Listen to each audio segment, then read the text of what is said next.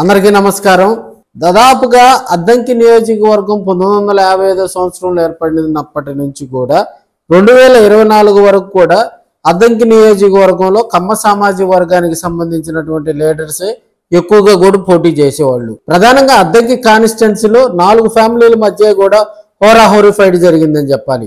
మనకి కర్ణం బలరామకృష్ణమూర్తి గారు, బాచిన చెంచుగరటి గారు, జాగర్లమూడి రాఘవరావు గారు, పుట్టుపాటి రవికుమార్ గారు, దాదాపుగా వీరి నలుగురు మధ్య 3 దశాబ్దాలుగా కూడా అద్దంకి కాన్స్టిట్యున్సీలో పోటీ జరిగింది. సో పార్టీలు వీళ్ళు మారినా కూడా ఆపోనెంట్గా బలరామకృష్ణమూర్తి గారు అక్కడ 4 సార్లు పోటీ చేయడం జరిగింది. 2 సార్లు ఆయన విజయదుందుబి మోగించడం జరిగింది. అదేవిధంగా గరటి గారు పోటీ చేయడం జరిగింది. జాగర్లమూడి రాఘవరావు, అదేవిధంగా గొట్టుపాటి రవికుమార్ గారు అక్కడ అద్దంకి కాన్స్టిట్యున్సీలో కూడా ఆయన ఓవరాల్గా 5 సార్లు గెలిచి అద్దంకిలో 4 సార్లు ఎమ్మెల్యేగా కూడా తిరుగులేని నేతగా కూడా ఆయన గెలుపొందడం జరిగింది గొట్టుపాటి రవికుమార్ గారు. ఇప్పుడున్న పరిస్థితుల్లో ఆయన మంత్రి పదవి చేపట్టిన దగ్గర నుంచి కూడా అద్దంకి కాన్స్టిట్యున్సీలో వైసీపీకి సరైనటువంటి లీడర్ లేక అక్కడ డేలా పడుతున్నటువంటి సందర్భాలు మనం చూస్తూ ఉన్నాం.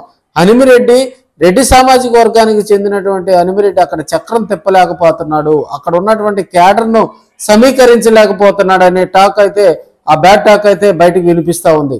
ఇప్పుడున్న పరిస్థితుల్లో అద్దంకి కాన్స్టిట్యున్సీలో బలమైనటువంటి ఒక కమ్మ లీడర్ కావాలి వాళ్ళకి.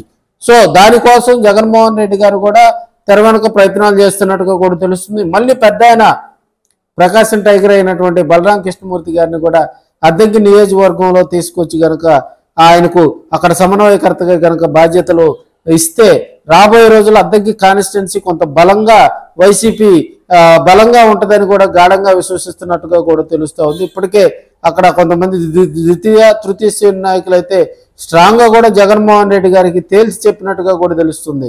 సో రాబోయే రోజుల్లో మళ్ళీ అక్కడ అద్దంకి నియోజకవర్గంలో మళ్ళీ ఫ్యాన్ పార్టీ మళ్ళీ పుంజుకోవాలంటే పెద్ద ఆశీస్సులు కావాల్సి ఉంది. 2024 ఎన్నికల్లో కూడా అక్కడ ప్రధానంగా వైవి సుబ్బారెడ్డి బిజినెస్ పార్ట్నర్ అయినటువంటి పాణి హనుమిరెడ్డిని తీసుకొచ్చి జగన్మోహన్ రెడ్డి నిర్ణయం తీసుకున్నాడు. ఆ నిర్ణయం అది తప్పని కూడా ఆయనకు దాదాపుగా ఎన్నికలు అయిపోగానే తెలిసిపోయింది. ఎన్నికల్లో కూడా హనుమిరెడ్డి ఎక్కడా కూడా గొట్టుపాటి రవికుమార్ విజయాన్ని అడ్డుకోలేకపోయారని కూడా అక్కడ ఉన్నటువంటి గ్రామాల్లో అయితే చెప్తా ఉన్నారు. ఇప్పుడున్న పరిస్థితుల్లో వైసీపీకి మళ్ళీ జోష్ రావాలంటే ఒక మాస్ కమ్మ నేత కావాలి.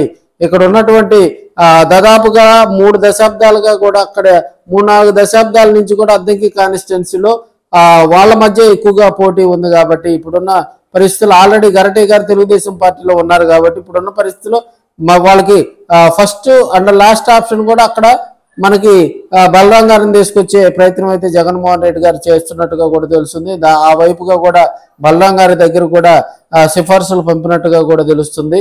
పండగ తర్వాత కూడా ఆయన మళ్ళీ అద్దంకి కాన్స్టిట్యున్సీలో ప్రకాశం టైగర్ మళ్ళీ అద్దంకి కాన్స్టిట్యున్సీ నుంచి కూడా బరిలో దిగే అవకాశాలు ఎక్కువగా కనిపిస్తున్నట్టుగా కూడా కొంతమంది అయితే చెప్తా ఉన్నారు. రాబోయే రోజుల్లో అద్దంకి వైసీపీ మళ్ళీ జోష్లోకి వస్తుందా లేదా అనేది కూడా వెయిట్ చేయాలి మరి.